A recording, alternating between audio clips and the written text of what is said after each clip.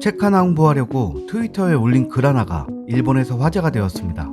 일본 중심가에 위치한 대형 서점 쇼센그란데에서 공식 트위터에 책 홍보글 하나 올리고는 많은 반발과 비판에 당황하며 4일 만에 글을 내렸는데요.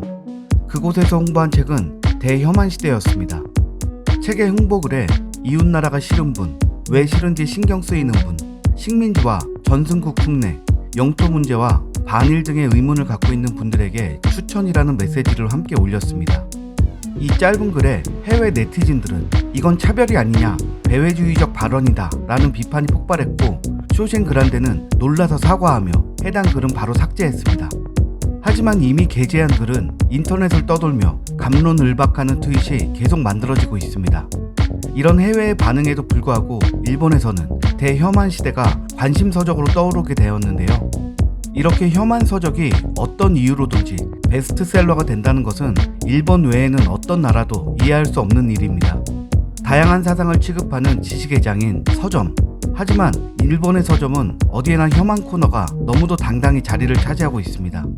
2005년 처음 나와 시리즈물로 이어지고 있는 만화 혐함류는 100만 부가 넘게 팔렸고, 한 해 논픽션 부분 주간 베스트셀러에는 10위권에 혐한 관련 책이 무려 5권 이상 올라있기도 합니다.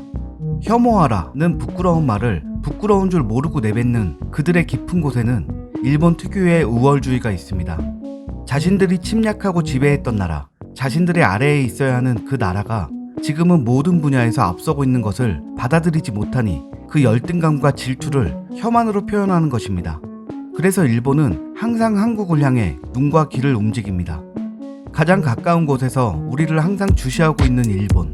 섬 안에 갇혀 너무 외로워서일까요? 주시를 넘어 집요한 스토커 같은 모습에 몸서리가 쳐질 정도인데요. 스스로 얼마나 심각한지도 모른 채 계속되고 있는 대한민국에 대한 이 같은 집착에 해외 네티즌들까지 혀를 내두를 정도입니다.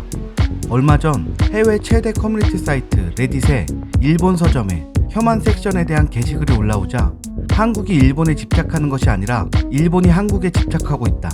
혐한 섹션이 존재하는 것은 믿을 수 없는 일이다. 이런 해외 네티즌들의 글을 보고 일본인들은 무척 당혹스러웠습니다. 착한 척, 예의 바른 척 하던 민낯이 본인들이 선망하는 서양 사람들에게 낱낱이 드러나게 됐으니까요.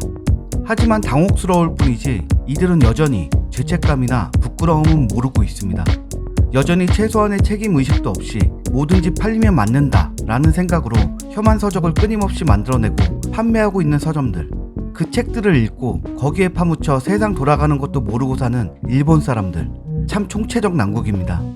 이렇게 일본이 한국 혐오에 열을 올리고 있다면 당연히 다음 순서는 우리나라에서 흥분하고 일본을 까는 혐일이 나와야 할 텐데요. 미움보다 더 무서운 건 무관심이라고 했던가요? 한국 사람들은 이런 섹션은 둘째치고 일본 혐오라는 것 자체에 관심 1도 없습니다. 언제나 그렇듯 일본 혼자만의 한국 바라기하며 열내고 흥분하고 있는 겁니다. 과거 일본이 주름잡던 애니메이션, 방송, 전자제품 모든 것에서 이제 세계 최고가 된 대한민국. 이것을 모를 리 없는 일본인들은 아직도 인정하지 못하고 한국주의만 맴돌며 자격지심 폭발하고 있을 때 우리는 세계로 쭉쭉 뻗어나가느라 바쁩니다. 갑자기 그 생각이 납니다.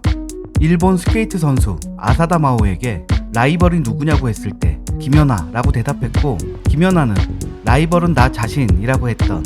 이젠 우리에게 병적인 관심은 그만 갖고 제발 본인들 앞가림이나 잘하면서 살라고 하고 싶네요.